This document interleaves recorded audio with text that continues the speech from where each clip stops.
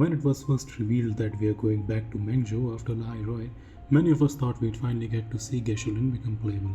The former general of the Midnight Rangers, Jian's predecessor, and the man who stopped Overthrax during Battle Beneath the Crescent. I mean, surely this was the time, right? Well, apparently not. When Kuro revealed Mengzhou cast, Geshu Lin was nowhere to be found.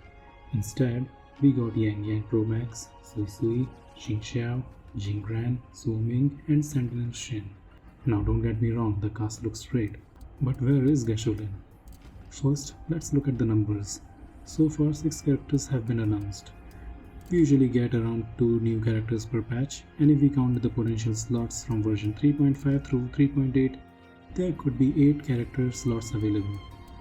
Of course, version 3.8 could end up being similar to 2.8, where we only got one 5-star character, Chisa. That would leave us with 7 potential slots, meaning there's technically still one unannounced character. So, could Geshu Lin be one of the surprise characters Kuro hasn't revealed yet? Honestly, I don't think so. I think the final character of version 3.x is most likely going to be someone connected to the upcoming region, similar to Chisa who came from Lahai Roi's Star Torch Academy. So, does that mean Geshu Lin will never become playable? Does Kuro have no plans to release him? Are you seriously going to tell me that a character who appeared in some of the earliest promotional artwork for Wuthering Waves, showed up again in the game launch trailer, appeared in the 1.0 main story, and then returned in Chuyen's segue quest in 2.7, a character whose fate has already been decided, is never going to become playable? Wrong. And I'm going to explain exactly why. Because I think Kuro is playing an extremely long game with Geshu Lin. And to understand what they're doing, we need to look at every major appearance of Geshu Lin, the circumstances surrounding the Thronians and their resonators, and the Frexidus' ultimate goal. But before we get into that, since we recently hit 1000 subscribers, I'm doing a 5 Blue Knight subscription giveaway that I promised. To participate, all you have to do is be subscribed to the channel and leave a comment on this video. And please, don't post your UIDs in the comments. The winner will be selected randomly using a tool, so there's no need to share it publicly. Once again, thank you so much for helping channel reach 1000 subscribers. Now back to Geshu Lin. To understand why Kuro hasn't released Geshu Lin yet, we first need to understand the difference between what happened to him and what's currently happening in the story. Geshu Lin disappeared during the Battle Beneath the Crescent when he was fighting Overthrax. The exact circumstances surrounding his disappearance are still being kept hidden by Kuro, but thanks to Chuyen's segue quest in version 2.7, we already know one very important detail. Geshu Lin fell into the Overthrax's abyss. I've already talked about what this abyss potentially could be in one of my previous videos, so here's the short version of it. I believe it's something similar to the Leviathan's Journeying Paradise, a sonoro created by a Thronian. And just like the Journeying Paradise, the abyss of Overthrax could potentially be located beneath Norfall Barrens. We have literally seen Crownless statue rise from beneath Norfall Barren back in the 1.0 quest, and we even got a possible hint towards this during the conversation between Scar and Frolova in version 2.5 quest. We don't know what exactly Scar was looking for down there, but we do know what the Grand Architect of the Frexidus wants: a perfect Thronian resonator. So here's where things get interesting. What if Frolova sent Scar to search for Geshu Lin? Think about it. Geshu Lin was arguably humanity's strongest soldier. He was already being influenced by Overthrax, and he disappeared directly into its abyss. From the Frexidus' perspective, that sounds like a potentially perfect candidate for experimentation. Maybe the Grand Architect wants to turn Geshu Lin into the perfect Thronian resonator.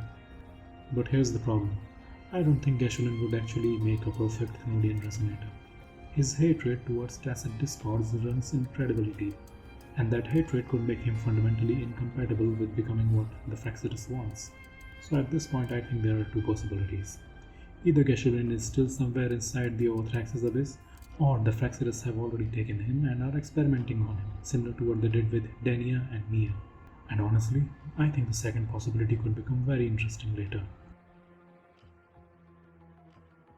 What has the biggest problem with releasing Geshu Lin right now? The story isn't about dealing with Overthrax at the moment. What we are dealing with is the Autopuppet rebellion caused by Muyu, who isn't directly connected to the Frexidus, as well as Sentinel Shin's fate. Yes, Overthrax has been mentioned several times, but the story has temporarily moved away from that conflict and is focusing on something else entirely, so it certainly wouldn't make sense for Geshu Lin to suddenly show up right now. But once the Overthrax becomes relevant again, that's when I think things are going to get very interesting. In fact, I think Kuro has already been subtly reminding us about it every time Overthrax gets brought up in the story recently. And that's why I don't think Geshulin's absence is necessarily a bad news. It could actually mean Kuro is saving him for something much bigger. So when can we actually expect Geshu Lin to become playable? The honest answer is, we don't know. And I certainly don't see it happening anytime soon. The kind of setup Kuro appears to be building around the Flacidus, Thenodian resonators, and Overthrax is something that could take a considerable amount of time. But if my theory is correct, Geshu Lin's return will happen when Overthrax returns. That's when we could finally witness the return of the mightiest general. But there's one more interesting piece of evidence regarding Geshu Lin's future that's actually been sitting in the game for years. This is the earliest pieces of promotional artwork ever released for Wuthering Waves, and the man standing next to Rover, that's Geshu Lin. The other characters are Yang Yang, Baiji, and an early version of Camellia. And if you look at the background, that appears to be the Black Shores archipelago. Now, obviously, this artwork doesn't necessarily confirm anything, but if Kuro really does plan to make Geshu Lin playable, I have a theory about where he could eventually end up. The Black Shores. Look at what's already happening in the story. Galbrana is currently carrying Leviathan's essence within her, and she is now working as a consultant for the Black Shores. And if you remember Dania's segue, Rover even tried asking Dania about coming to the Black Shores with him, before he was interrupted. If you feel you don't belong here, then someday in the future, would you be willing to... Stop right there. It was just a joke. I don't want to put you in a tough spot. So what if Geshu Lin ends up becoming Overthrax's resonator we've been waiting for?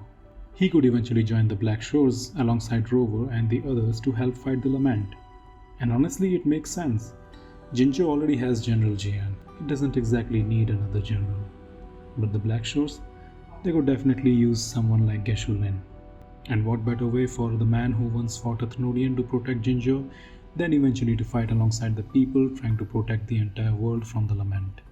And with that, our investigation into where Geshu Lin is comes to an end. Obviously, everything I've talked about here is theory and speculation, but I genuinely believe Kuro has something much bigger planned for him.